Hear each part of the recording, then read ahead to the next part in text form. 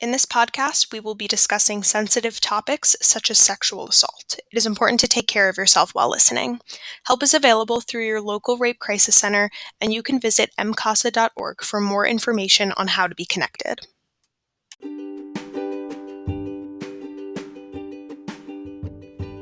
Hey everyone, it's Meredith, Training and Engagement Specialist at the Maryland Coalition Against Sexual Assault, and this is MCASA On the Go, the official podcast of the Maryland Coalition Against Sexual Assault.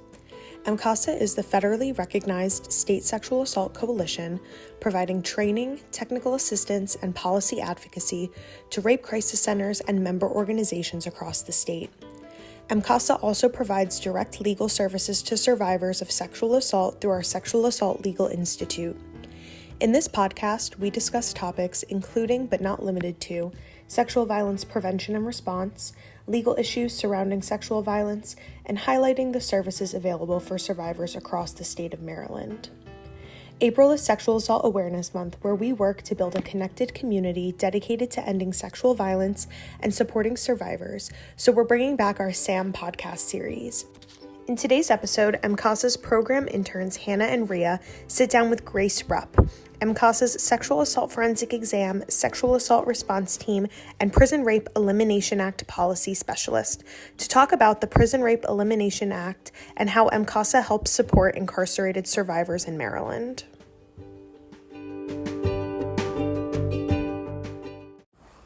All right, everyone, welcome back to episode 3 of our Sexual Assault Awareness Month podcast series.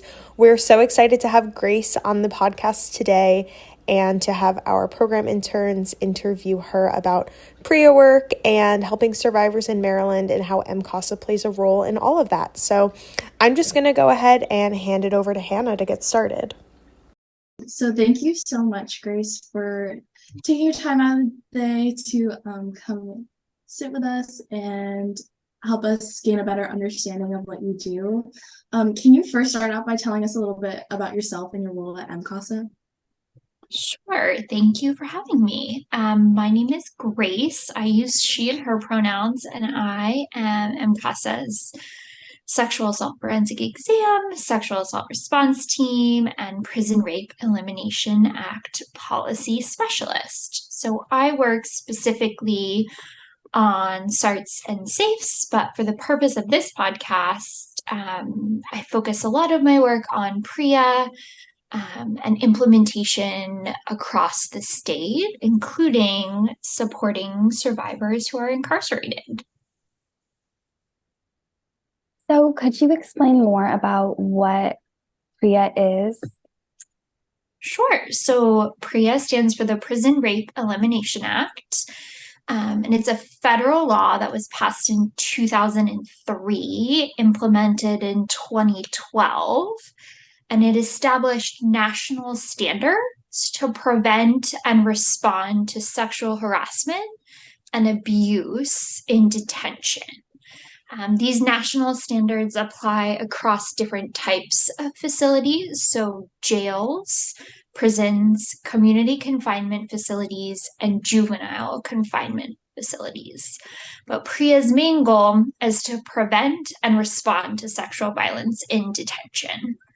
So specifically, it screens individuals who are incarcerated for risk of sexual victimization and abusiveness, provides training and education to those who work with survivors and people who are incarcerated.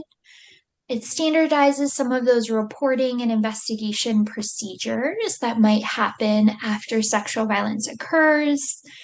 And then it also seeks to provide medical and mental health care to those impacted by sexual violence who are incarcerated. PREA applies to federal, state, juvenile, and local correctional facilities. And then it includes key protections for LGBTQIA survivors and inmates as well. Another key aspect of PREA is implementing responsive planning if and when there is an incident of sexual violence in detention. So part of that responsive planning on the part of an institution includes ensuring that survivors have access to sexual assault forensic exams. So a given institution should offer and implement the infrastructure to provide a survivor with a safe exam, or be able to transport them to a safe program where they can receive that exam. Just like a non-incarcerated survivor, a sexual assault forensic exam is a free exam that provides both medical care and also the collection of forensic evidence should a survivor want that support. A forensic exam also provides STI and prophylaxis medication and pregnancy prevention medication should that be relevant. A SAFE is conducted by a specially trained forensic nurse or physician, and they're able to provide both medical attention and evidence collection services. And they really treat that acute injury care. And just like non-incarcerated survivors, sexual assault forensic exams should be provided free of cost. For survivors looking for more information on SAFEs, they can always go to the Getting Medical Attention page on MCASA's website. But regardless, PREA ensures that incarcerated survivors have access to that forensic exam and also should be offered a confidential rape crisis center advocate to support them through the exam. Now, incarcerated survivors do not have to use that advocate, but they should be offered one if they would like one. Additionally, for survivors under the age of 13, they would also be offered a forensic exam conducted by, again, a specially trained medical provider. Awesome. So obviously, like you said, PREA was enacted in 2012. Are incarcerated individuals typically aware that PREA even exists? And what is the role of a PREA coordinator in correctional facilities? Sure. So PREA was passed in 2003, but the DOJ released the implementation standards in 2012. So there was a little bit of a gap there, but incarcerated individuals, when they come into a facility, should be educated around PREA. So typically within the first 72 hours of moving into an incarceration facility, an inmate or survivor will have an orientation period. And part of that orientation includes training on PREA. That training should include content around how to report, how to receive medical services and mental health care, and then access to confidential support outside of just reporting or support within an institution. So they really should be receiving that initial orientation education around PREA. And then outside of that, within a given facility, inmates should always have access to the PREA reporting line and be able to access staff if they would like to choose to report that way. That information on how to report should be easily accessible to all people who live within a given facility and address issues around access, so both in language and ability. And then outside of that, the reporting hotline is available across the state and can also take third-party reports of sexual violence. So if a family or a caregiver would like to report sexual violence on behalf of someone who is incarcerated, they can also do that. Within the role of a PREA coordinator, that can really look different facility to facility. depending on the type of facility and whether it's a state, local, or federal facility. But typically, a PREA coordinator is charged with sustaining and or implementing PREA at their given institution. So they're in charge of ensuring that staff are trained on PREA, that inmates are trained on PREA, like I previously mentioned, that inmates have access to the reporting and confidential support available to them. So that includes ensuring that an institution has the infrastructure to implement those reporting mechanisms. And then they're also typically charged with supporting a PREA audit. PREA audits usually take place every 3 years. And they serve as an important site of transparency for a given institution. So PREA audits address the PREA standards on whether a given facility is meeting, exceeding, or not meeting each individual standard.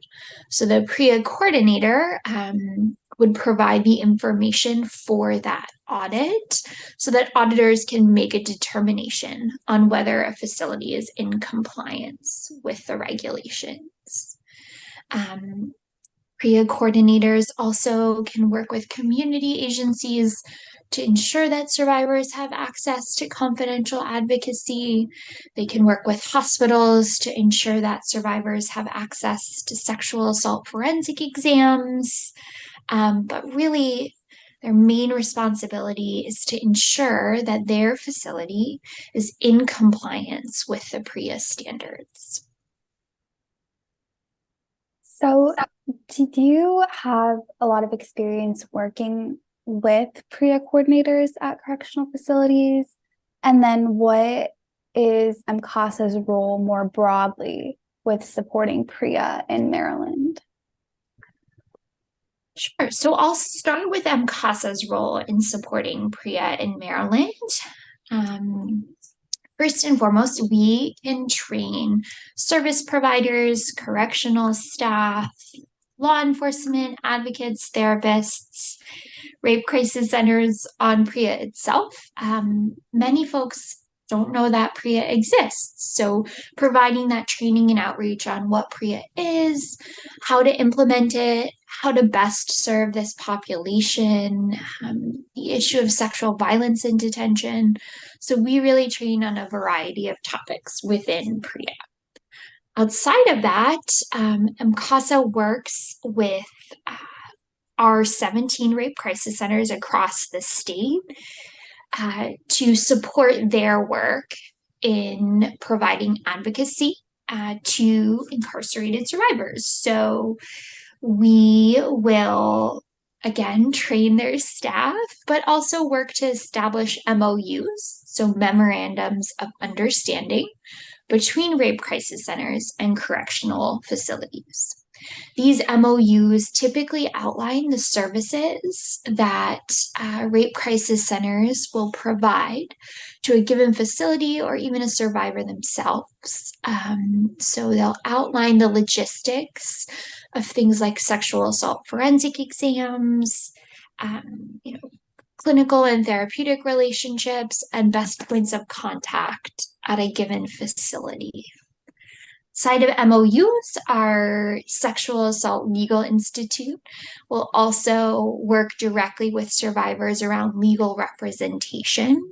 So they can provide that representation in both the criminal justice system and then any sort of administrative investigation that's involved with PREA.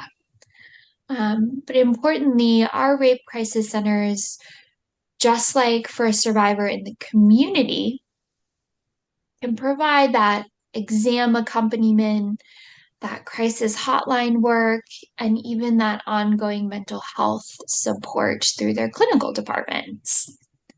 Outside of MOUs and trainings, CASA also supports correctional facilities through technical assistance and training and ensuring that given facilities have the infrastructure in place for both reporting and confidential advocacy. So typically that includes sustaining and fortifying existing hotlines for reporting for survivors. Thank you so much. Now that we've kind of talked about the services that are available to inmates, what are some of the barriers that you see to accessing these services that incarcerated individuals face? Sure. So first and foremost, I think it's important, to highlight that survivors who are incarcerated, sexual violence should not be part of the penalty or any sort of punitive aspect of their incarceration. So, we always say rape is not a part of the penalty. The context in which their victimization occurred looks different than survivors who exist in the community. But the barriers to accessing support services look and can look very similar to non-incarcerated survivors. So some of those barriers that you might see, fear of retaliation, fear of not being believed, we see those for non-incarcerated people, and those are typically listed as reasons for avoiding outreach for support. So you will see that in both populations of people. Outside of that, incarcerated survivors may face very real safety concerns. So reporting may present very real and very serious issues around their ongoing physical safety. Outside of that, many survivors may not know that support is available to them. So they may not have ever heard of a sexual assault forensic exam, or they may not know that a crisis hotline exists that they can call. So even being aware of the resources available to them presents a real barrier. Outside of that, accessing support services in an incarceration environment presents very real challenges to confidentiality. Typically, survivors who are incarcerated are never really alone. So seeking that confidential support becomes very challenging, especially around issues of privacy and safety. So if a survivor is housed or working with their perpetrator, our Rape Crisis Center staff and our Legal Institute staff have to be really mindful of confidentiality when working with this population, both for fear of, again, physical safety issues, but also potential retaliation issues. Grace, thank you so much for being so informative. Before working at MCASA, I had no idea what PREA was. So I just want to thank you for shedding light on this information and also being so passionate about your job. And I just wanted to end on what resources would be available to incarcerated survivors in Maryland. If you would like to list anything. Sure. So there are a variety of resources available to incarcerated survivors across the state. But it's important to be aware that there are reporting resources and then also confidential resources. So when we're working with people who are incarcerated or survivors in general, they are the experts on their lives and what healing and restoration looks like to them. So we really want to be transparent in the support services we can and cannot provide and the implications for using those support services. So I'm going to highlight both the reporting and confidential ones and really name that they're very different and different steps come from them. But the reporting hotline in Maryland, this is the statewide PREA reporting hotline, takes reports of sexual violence across incarceration facilities in the state. I do want to share that this reporting hotline will trigger action on the part of the Department of Public Safety and Corrections. So if anyone calls this hotline, it's a recorded voicemail, and you would leave information about the incident. You can report anonymously or share information. But regardless, the Department of Public Safety and Corrections will take actions to begin investigating the incident. Part of PREA involves correctional facilities' requirement and responsibility to investigate all incidents. So this would be part of that reporting mechanism. That number is 410-585-3177. And again, this is the state level reporting mechanism. So you can make a third-party report, or people who are incarcerated can report via this hotline. But survivors who are seeking that confidential advocacy, meaning they're not necessarily ready to report, or they would just like information on what their options are, or even some of that safety planning and ongoing advocacy that rape crisis centers provide, the Maryland Sexual Assault Helpline number is slightly different. So this does not go to the Department of Public Safety and Corrections. That number is 855-971-4700.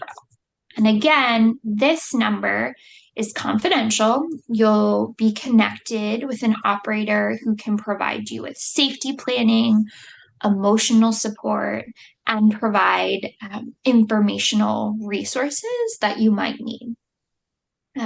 Both of those numbers are free and can be used by incarcerated people across the state. Outside of that, if survivors are looking for confidential support, they can always call their local rape crisis center's 24/7 hotline. They can also access the national hotlines, including domestic violence hotlines. But it's important to know that those are two separate mechanisms for receiving support.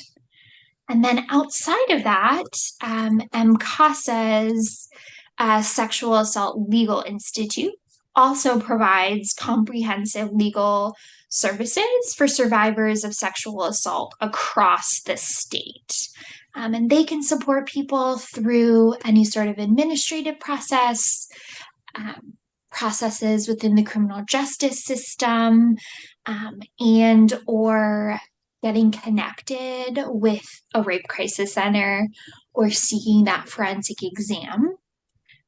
They can be called toll-free at 877-496-SALI, or you can reach them directly at 301-565-2277.